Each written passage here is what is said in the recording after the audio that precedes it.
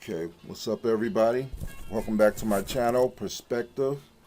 Um, and today, this video may run a little longer than normal, but I'll try to make it as short as possible. But in this video, it's going to be more education on the history of black people this time.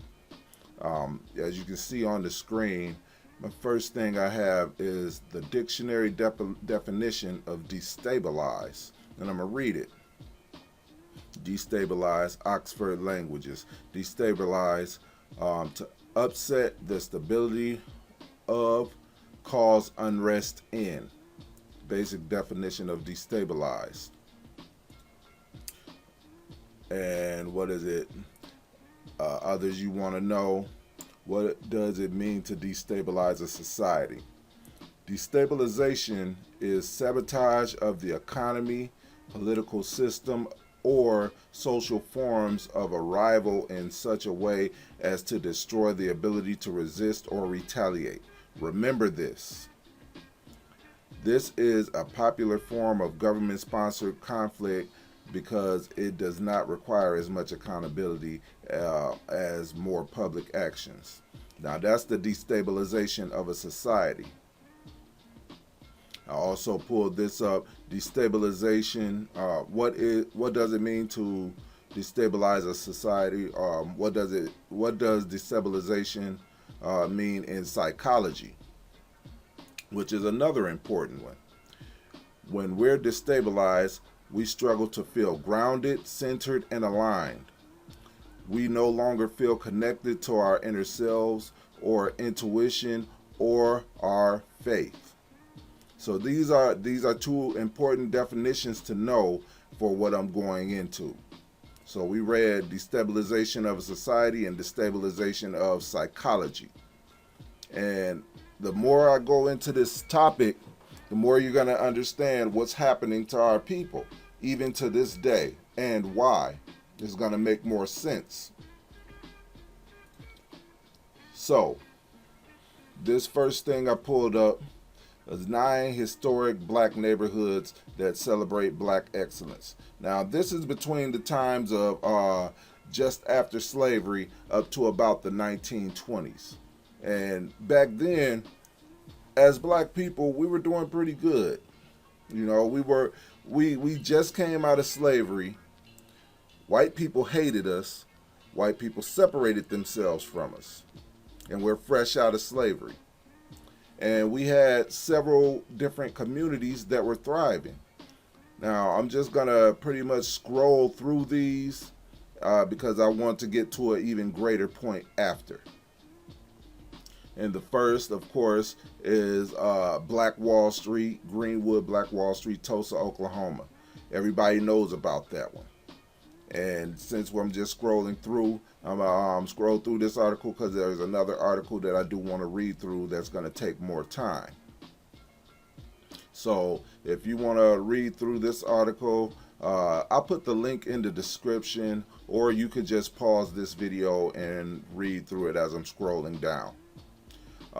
The second one is Hayti District, Durham, North Carolina. The sub reads looking down Fayetteville Street and Hayti District of Durham, North Carolina around 1940. So this was around the 1940s. Harlem, New York. Harlem, New York was quintessence of black excellence in the 1920s. And this is stuff that, just to keep in mind. Because like I said, it's all in the early 1900s up to around the 1920s. When these black neighborhoods were thriving.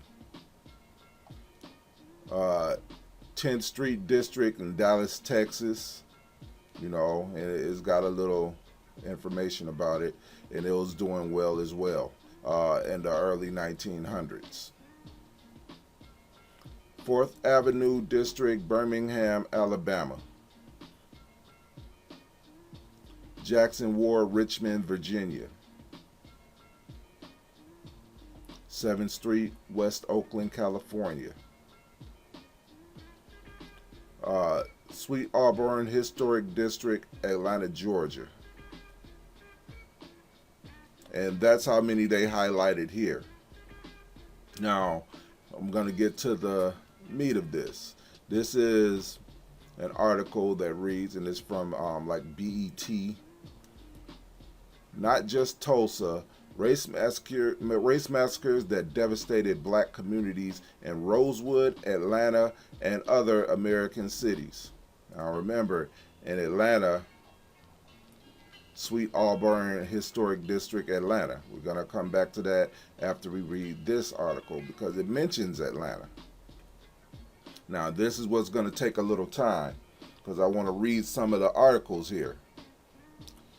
It says, the Tulsa, Oklahoma race massacre is now due to work of scholars and historians, a known act of terrorism.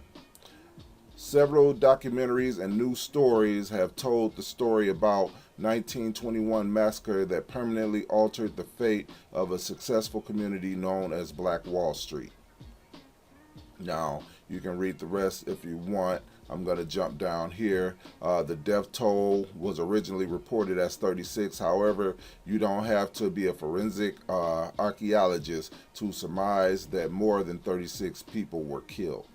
More than 36 black people were killed. And yes, it was straight up brutality. I actually watched the documentary in its entirety of Black Wall Street, Tulsa, Oklahoma. And yes, it wasn't just white people rioting and killed all the black people across the tracks because of a false grape allegation. The U.S. The U.S. military got involved, or what do they call it? The National Guard got involved. And in many of these cases, though they don't mention it, the National Guard was involved. I did a video years and years ago about it, but of course my page back then was taken down, so you good luck on finding it. But anyway, yes, the U.S. National Guard was involved in the majority of these massacres. All right. Colfax, Louisiana massacre of 1873. This is fresh after slavery. Despite some people claiming America was great for black people, seven years after the Civil War, black men and women were being massacred in plain sight during the Reconstruction era. One of the most horrific incidents that we know of was April 1873 in Colfax, Louisiana. Approximately 150 black men were murdered by white men with guns and cannons for trying to freely assemble at a courthouse. With guns and cannons. Now, white men didn't just averagely own cannons. That's one of your clues to know that the American militia, or in America, the American National Guard was part of this, because they had cannons. Sadly, the exact number of deaths is unknown because many black bodies were thrown in what is called the Red River. And this one has a video. Of course, I'm not going to play it. However, you can watch it on YouTube if you so please. And this is when white supremacists overthrew. Like I said, I'll put the link to this in the description box so you'll be able to come straight to this page and follow the link to this YouTube page here. Anyway, Wilmington, North Carolina massacre of 1898. By 1898, Wilmington, North Carolina was a thriving area with a majority black population. There were also several black elected public officials forcing whites to share power. And this is 1898, roughly about 30 years after slavery. However, the threat of Negro rule created illogical white racial resentment. The media frequently reported erroneously that white womanhood was threatened by black men. A Wilmington newspaper printed a speech by a Georgia feminist that read, If it requires lynching to protect women's dearest possession from raving, drunken human beasts, then I say lynch 1,000 Negroes a week if necessary. By the election of 1898, black men were prevented from voting to push out the black elected officials, but the white supremacists could not stop the economic power that blacks had already created. Therefore, they destroyed black Wilmington with terrorism. This is 1898, early 1900s. The day after 1898 election, whites announced the White Declaration of Independence. They overthrew the Wilmington government, destroyed the printing press, forced out the mayor, and a mob of white men attacked black residents. There were reportedly 60 to 300 black people killed by this act of domestic terrorism. For over 100 years, the powers that be in Wilmington tried to erase the massacre from its history, until 2000 when the General Assembly established the 1898 Wilmington Race Riot Commission to develop a historical record of the event and assess the economic impact of the riot on African Americans locally and across the region and state, according to the NC Department of Natural and Cultural Resources. The massacre is now in the state's historical records. So they tried to hide this history up until the year 2000. Remember what I said about destabilization. I read the definition of destabilization. I read the destabilization of a society and psychological destabilization. So keep in mind, all of these black communities back then in the early 1900s, these made the economy of America. And how did we build these communities? Like I said, I watched the documentary of Tulsa, Oklahoma, and several other documentaries, by the way. And it was mentioned that the whites did not cooperate with the blacks in America. They didn't cooperate with us. So what happened was the blacks in America basically used Russia, used the people of Russia back then to get their lumber and everything to build with. And that's how a lot of the communities actually got built. The black-only communities got built back then. Russia basically sent the materials. Of course, black people had the money to pay for it. However, the white people in America did not want to deal with the black people in America, because that's what happens when you leave us alone. Moving on to the next one, Atlanta Massacre of 1906. Remember, Sweet Auburn Historic District in Atlanta, Georgia. Like many race massacres, the violence in Atlanta at the turn of the century began with white women accusing black men of rape on September 22, 1906. Atlanta newspapers reported that 4 white women alleged they were assaulted by black men, a claim that was completely unfounded. In reality, whites were threatened by the upward mobility of black communities in Atlanta, which they believed were taking away their jobs. This bogus report of sexual assault drove as many as 2,000 white men to the streets. The terrorists went into black communities to beat, stab, and shoot at any black people in the street. PBS reports a disabled black man was chased down and beaten to death. Communities were destroyed, and the unofficial death toll was up to 100. Next, Elaine, Arkansas Massacre of 1919. And it has an age restriction on the video on YouTube. The Encyclopedia of Arkansas calls the Elaine Massacre by far the deadliest racial confrontation in Arkansas's history and possibly the bloodiest racial conflict in the history of the United States. Blacks outnumbered whites 10 to 1 and were demanding economic justice, as many of them were forced into sharecropping. A union was created to protect sharecroppers And by September 1919, there was a union meeting among black workers. Whites showed up to the riot. Well, whites showed up to riot. Now, I can imagine how this went. A union meeting among black workers. In other words, black people got together and said we wasn't going to work. Whites showed up to riot. As a result, one white man was shot and killed. Whites convinced themselves there was a threat of black insurrection and reacted with violence. In other words, they just came to riot and kill blacks. Hundreds of white men attacked black residents, but many fought back. Many fought back, not nearly enough. Including black veterans. Sadly, there were reports of over 200 black people, including children, were killed. Many who weren't killed were arrested and tortured while in custody. And this is one of the clues to let you know that the American National Guard was involved in it. They got involved and killed a lot of black people.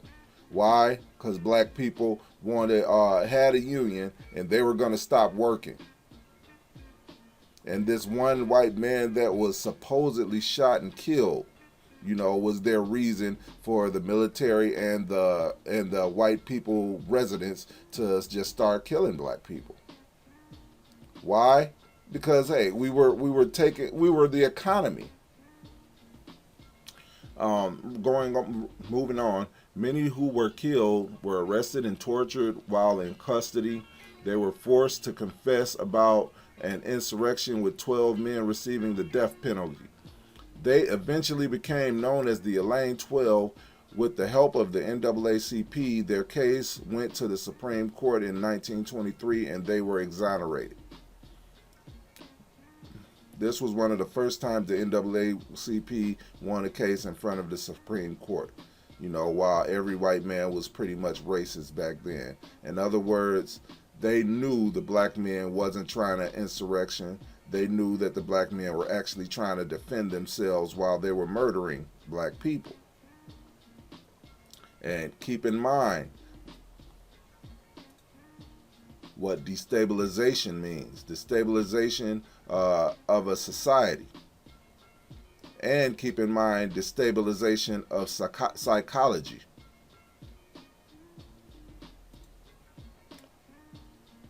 Rosewood, Florida massacre, 1923. Similar to the Tulsa, Oklahoma in 1921, a black community was burned to the ground after a white woman named Fannie Taylor claimed she was assaulted by a black man on January 1st, 1923. The first person killed was Sam Carter, a local blacksmith. He was tortured and his mutilated body was hung from a tree. Sam Carter was one of many. There were reports that up to 150 black people were killed in Rosewood, Florida. After Rosewood was destroyed, a grand jury and special prosecutors decided there was not enough evidence for prosecution of white men who killed innocent American citizens. And in 1997, the late great film maker John Singleton famously made the film Rosewood, starring Ving Rhames, based on the massacre. And that was the last one. As you can see, you can look at all these documentaries, and if you're really interested, I think you should watch them. They'll give you a lot of insight on what happened in the early 1900s, and it'll give you more information on how prominent black people were fresh out of slavery. We were the economy of the United States. Let me say it again. We were the economy of the United States. And that's why they had to destroy all of those black communities, because we were thriving. And no, we didn't have a military. We were just thriving because they wouldn't deal with us anyway. Now, and let us not forget about the Jim Crow laws. They weren't dealing with us. Jim Crow laws mandated the separation of races in practically every aspect of public life, systematically instituted in the South beginning in the 1890s. Now, like I said, they weren't dealing with us. We got the materials to build from Russia. They sent telegrams to Russia. They got the materials because white people in America weren't dealing with black people in America. And Russia sent the materials with pay, of course, and black people were building their communities and became the economies. And when you watch Tulsa, Oklahoma, you could arguably say it was a city just like any small town in America today, with running plumbing, running water, airfields, bus stations, everything. And most black communities in the early 1900s actually had that. While the saying "look out below" was circulating in white communities. In other words, they didn't have running plumbing systems, but black people did, and of course they would be threatened by that because, well, we were cleaner, our economies were our cities were better, yet they were across the tracks looking at what we were doing. And they got jealous, and they murdered a lot of our people and destroyed every town that black people had erected at that time. There was another article I wanted to read, and it's this one, The Silent Protest Parade. On July 1st, 1917, 2 white policemen were killed in East St. Louis, Illinois. A ruckus caused by marauders attacking homes of blacks in the area. The incident sparked a race riot on July 2nd, which ended with 48 killed, hundreds injured, and thousands of homes burned. The police and state militia did little to prevent the carnage. They were most likely helping, which mostly targeted African Americans. On July 28th, the NAACP protested with a silent march of 10,000 black men, women, and children down New York's at Fifth Avenue. The women and children dressed in white and the men dressed in black suits marched behind a row of drummers carrying banners calling for justice and equal rights. The only sound was the beat of the muffled drums. So, hey, that's another proof that the U.S. military, the U.S. National Guard, was part of this. Basically part of keeping us down. Keep in mind the definition of to destabilize. Keep in mind what that means. Now, this is pretty much the end of the segregation period, the segregation point. Now, let's see. I'm gonna try to get this done before 30 minutes for those with the shorter attention spans. If not, I'll just make a part 2. But let's get into this. All right. Integration. School integrations in the United States is the process, also known as desegregation, of ending race-based segregation within American public and private schools. Racial segregation in schools existed throughout most of American history and remains an issue in contemporary education. What's important is this one. When were African Americans integrated? Because remember, in the early 1900s, they destroyed most of our thriving towns because it was fresh out of slavery. And we were the economy of America. Keep that in mind. When were African Americans integrated? These lawsuits were combined into the landmark Brown versus Board of Education Supreme Court case that outlawed segregation in schools in 1954.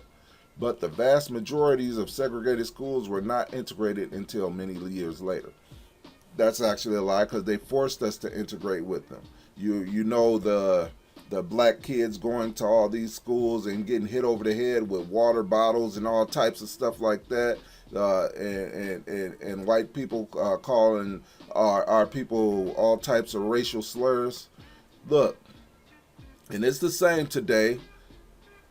White people don't have an understanding why we were forced segregated into their schools. It was not because white people were so smart and they wanted to share their education on how to build and be a productive society like they were.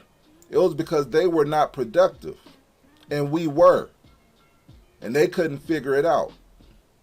So what did they do? They integrated us or desegregated us, like they say, into their schools. That way they can learn what we were doing or how we were so good at doing what we were doing. Remember, back then, they said it would be more than 6 years. If a dollar entered into a black community at that time, it would be 6 years or better, if ever a dollar left. If ever.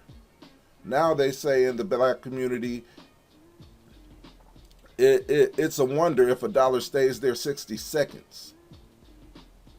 A dollar don't last 60 seconds in our communities. And this was all by design. All by design. Now I'm going to play a clip of Thomas Sowell. Well, a couple of clips of Thomas Sowell and his views on the economy. So, listen up. Would it be your feeling that if all the affirmative action programs were discontinued, women and minorities would go ahead much faster than they have under the affirmative action program? Yes, it's not my opinion. The data indicate that, for example, Puerto Ricans had a higher percentage of the national average income before quotas than after. So did Mexican Americans. Blacks are about the same. So there's a marvelous putting of the burden on other people. You're saying here's this massive program that has existed now for a decade, and you're unable to show me the benefits that have come from all this enormous controversy. Well, it certainly has been a revolution insofar as women's participation in the labor force. Not really. Concerned. No, it hasn't. I know that of my own knowledge. No, you don't know it of your own knowledge because I've also looked at the same thing. And in the past, you found women overrepresented in many professional occupations, much more so than today. And you find that decline in those occupations much more highly correlated with a lower age of marriage for college women and with more childbearing. And as those two demographic factors have changed, women have also changed in their representation. So there's this whole myth that's been created that this is all a function of political developments of the past decade or so just will not stand up. Thank you very much. New York. So, basically, Thomas Sowell was saying that affirmative action hurts everybody. It didn't help. Nor did the what is it called? The minimum wage. The minimum wage. And this clip I actually wanted to play as well, back to back, because and what he says here actually has a big meaning as well. So let me play this. Times writer Nicholas Kristof, I'm quoting you, asserts that there is you're quoting him, overwhelming evidence that centuries of racial subjugation still shape inequity in the 21st century, quote, closing quote, and he mentions, open quote, the lingering effects of slavery, close quote. And now this is Tom Sowell. And remind you, I just gave a brief history of what blacks were doing right after slavery and what whites did to black communities right after slavery. If we wanted to be serious about evidence, we might compare where blacks stood 100 years after the end of slavery with where they stood after 30 years of the liberal welfare state. Yes. Explain that. Well, in 1960, which would be almost 100 years after the end of slavery, 22% of black kids grew up in homes with only one parent. Just 22%. Yes. 4 out of 5 were in homes with both parents. Yes. 30 years later, after the liberal welfare state, that number had more than tripled. And so I said, well, let us compare, if we can speculate on how much that 22% was due to the legacy of slavery. But we know that tripling was not due to the legacy of slavery. It was due to the legacy of a whole different set of policies. And that's right. It was due to a whole different set of policies. And those policies was the welfare state, So now, and he said in the 1960s, before all these policies were actually in effect. Now, we had a 20%, a 22% non-married rate. In other words, black people were married more than any other nation. And we were the economy of the early 1900s until they blew up all these black neighborhoods, all these black areas, which threw us right back into poverty. And of course, in the 1940s, we're kind of coming back up. In the 1950s, they force integrated us. And then in the 1960s, they passed all these laws. And then by them passing all these laws, which is welfare and all this other stuff, because they knew they couldn't leave us alone anymore. They had to integrate us or desegregate us, because if they left us alone any longer, guess what? We would thrive again. So we were back in their schools. They were making sure that we felt inferior in most of their schools. And they were learning from us how to survive, you know, how to build certain things. And now that they know how to build, they want to make sure that we can't do it. They will not leave us alone, because they know what happens when they leave us alone. And now I want to play this clip from Cindy's villa, from this Chinese woman, and give my comments on that as well. Okay, now here is the comment. It says, the white men that made the country you live in with the freedom you have were so horrible, wasn't they? And of course they were horrible. I just gave you an example of what happened fresh out of slavery and why they were so horrible. Because who knows what this place would have been if they hadn't done the atrocities that they did. Guys, I'm gonna let our video roll, and of course these teachers will follow. Please check them out. So, my ancestors were asked by white men to come to this country, which they had stolen and forced black people to build, because they were hoping that my ancestors would be the new cheap and disposable labor to undercut the recently freed black people that lazy white men didn't want to pay. And when my ancestors wouldn't do that, they were lynched and massacred, their towns were destroyed, they were blown up while building the railroads, and ultimately they were excluded from society and the country for nearly 60 years. Then when the United States asked us to come back in the 1960s because they wanted to put us in the way of black people again, and the United States needed to rehabilitate its reputation with Asian countries that were gaining in economic and political power, we had civil rights because of black people. And you heard that coming from a Chinese woman herself. They brought them back in after the 1960s when they desegregated, you know, made all these different laws which destroyed our families. And they brought them, the Chinese people, back in after they did them dirty to be in the way of black people. And she actually went in even more on a different stitch, or a different video that she did, on how white men, well, how white people were paying Chinese people to make different businesses in black neighborhoods to undercut black people while raising the taxes high on black people, so we couldn't afford to open businesses in our own communities. Remember, destabilization of a society and destabilization of psychology. And I also wanted to play this part of her video as well. Good morning, my beautiful people. So if you haven't watched that video, please go and watch that complete video. If you have not watched it, it's on my page, or you can just click the link and look at it. This guy right here, he made sure that college, you got charged to go to college because he did not want black people going to college. College was free for all Caucasian children when they graduated from high school. It was free until we started going, so he made the charge for that. Also, he is the one who initiated us not getting loans through the banks.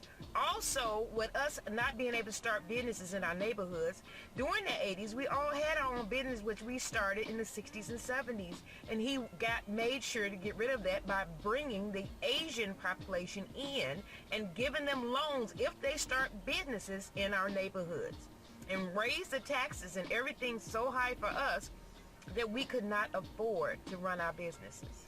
And that still goes on today. That's why you see so many Arabs and other nations in our communities with businesses like corner stores, and you wonder why we don't have a business in our own neighborhoods. I mean, don't get me wrong, some of our people are not trying to build up the community. But that's really not the majority. It's all systematic. That's why you see so many other nations in our neighborhoods, because in this society, they pay them to build businesses in our neighborhoods to make sure we don't build up our economies. Remember the definition of destabilization in a society and a destabilization of psychology. And guess who a cause of most of all the Asian women doing nails and them being able to, over in Asia, Chinese, Vietnamese, everybody, to make these products and sell them over here for so cheap? Because the lady from The Birds, remember the lady The Birds was attacking her in Alfred Hitchcock movie?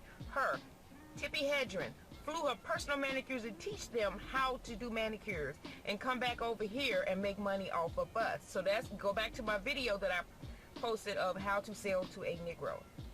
And also, not only that, mind you, this is in 1980. Not only did she do that, she also brought seamstresses and typists to teach them how to sew and make these clothes that you get from overseas so low cost. And it was like almost 20 women, mainly the wives of high-ranking military officers. They went over there to teach them this thing, not because they wanted to teach them something so they can survive, because they've been surviving all this time before we went over there and blew them up, okay? They needed to get back that intelligence that they did have over there, and they were building their communities in the 80s over there in Asia, so they needed to get that power back. So this is the way they did it, dirty-handedly, but it was like, we got to pay them money when we bring them over so we can continue to use all the things that they're developing over there. So what they did was selling to the Negro. We can go in and take all that money from them. So they put them in our neighborhoods and sucked us dry. And all our business could no longer get loans. They made sure that we couldn't move up, we couldn't get anything. Now, like I say, it was all systematic, them destroying us. Why? Because when they left us alone, what did we do? We built. We build. And we build more. Because if you leave us alone, we're going to do what the Heavenly Father gave us. We're going to use the knowledge the Heavenly Father gave us. And that last time we did that, and it was fresh out of slavery, barely 20 years out of barely 20 years out of slavery, we had our first neighborhood. And then about 40 years out of slavery, Black Wall Street was erected, or Tulsa, Oklahoma, I should say, because there were a lot of Black Wall Streets. To the point where in the 1920s, they had basically a campaign to destroy all these black-centered neighborhoods, because that's what happened when they left us alone. So they made sure that we couldn't be left alone to our own devices anymore. And now, if you still don't believe that white people are monsters, the white men that made this the country you live in with the freedom you have were so horrible, wasn't they? Hey, let's not forget the postcards that they sent back and forth to each other. Yes, these are two black men hanging from trees. You can see how excited they are, the excitement on their faces. Yes, these are real postcards. Black men hanging from a tree. The very real postcards of white people standing there. Look at this white girl. She seems pretty happy to look at the spectacle of our dead bodies.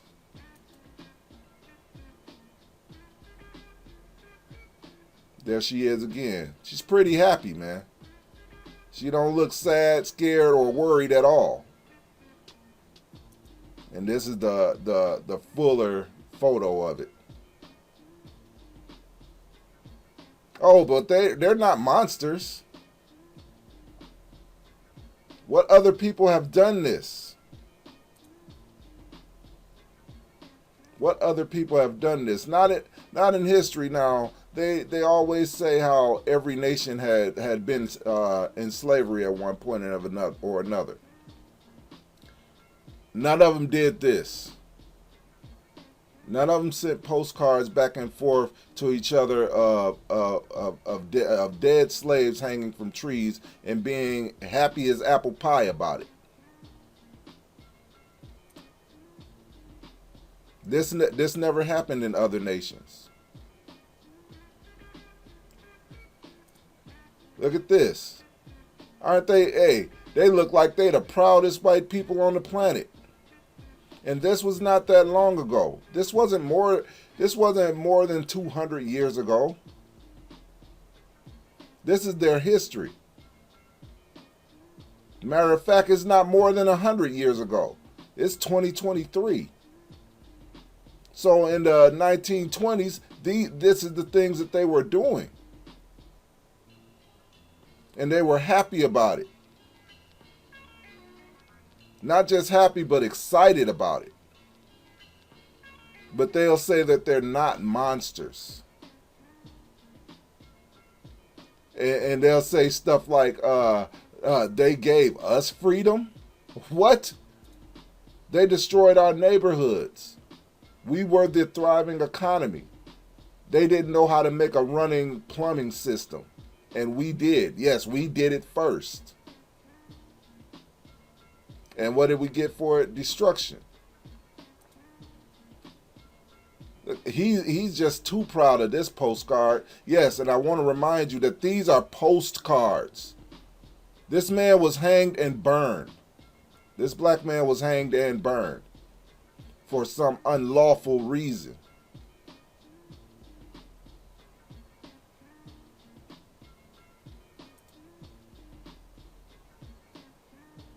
A boy at school. Postcard. This is not random pictures. And look at this white boy. He's real happy. But they're not monsters. They gave us freedom? Ha! This is just something to remind you of who we're dealing with. They haven't changed at all. Remember, all their policies are to keep us from building communities. Because when we build communities, we thrive. Without them. However, all the laws and the system that they created was to keep us docile and make sure that we don't build any more communities.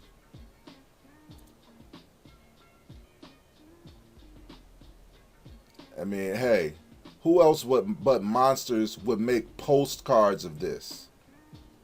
And yes, this is a history that you white people cannot get rid of.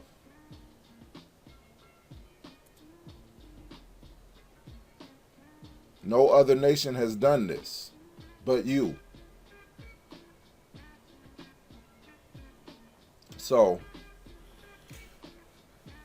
that's a part of history, and I know this video ran a little longer than usual, but it took this long for me to get all this out. So I hope y'all will learn something from this. Hey, don't ever trust your enemies. And yes, they make it known that they are our enemies. What does destabilization mean? Just remember what it means. Destabilization is sabotage of the economy, political system, or social forms of a rival in such a way as to destroy the ability to resist or retaliate. Is that not what they did? What does destabilization mean in psychology? When we're destabilized, we struggle to feel grounded, centered, and aligned. We no longer feel connected to our inner selves. our intuition or our faith. And remember what they did. They weren't nice about it. These are the people that we're dealing with. So, that's my perspective on it. Let me know yours.